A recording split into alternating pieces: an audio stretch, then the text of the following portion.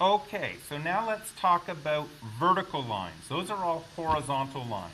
And remember, we had a way of remembering horizontal lines are going this way, because if you look at the H in horizontal, it's got that line going that way through the H.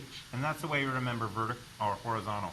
And remember, the way to remember vertical is that V, if you put little arrows on the end, it's up and down. And that's the way to remember vertical is up and down. And that's just a quick way of remembering if you need to.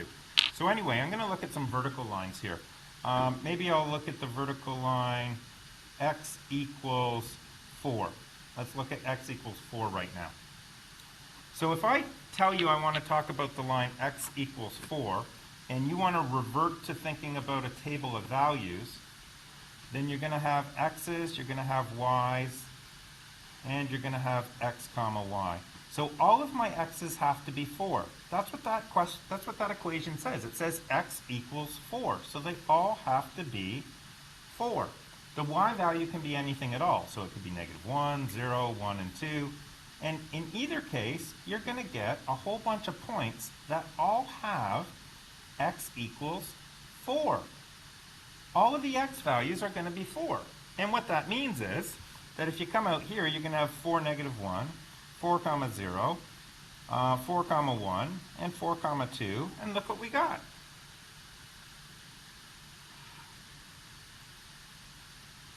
You've got a vertical line of x equals 4. And that's how that works. And if we think about it in terms of y equals mx plus b, it's a little bit harder. It doesn't really fit our pattern as nicely. But what you have is y equals x. Okay? Well, actually, no, you don't. What you have is it doesn't fit this pattern.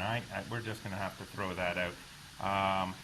It just doesn't fit our pattern nicely at all. So the best way to think about vertical lines is probably from this idea of a table of values, or from the slope idea, which is going to be rise over run. But in this case, it's undefined because you've got lots of rise, but you have absolutely no run. It doesn't move left or right off of that point. And when you have this, when you have any number divided by 0, that's called undefined. And we talked about that in class quite a bit. Okay, I'm going to stop there.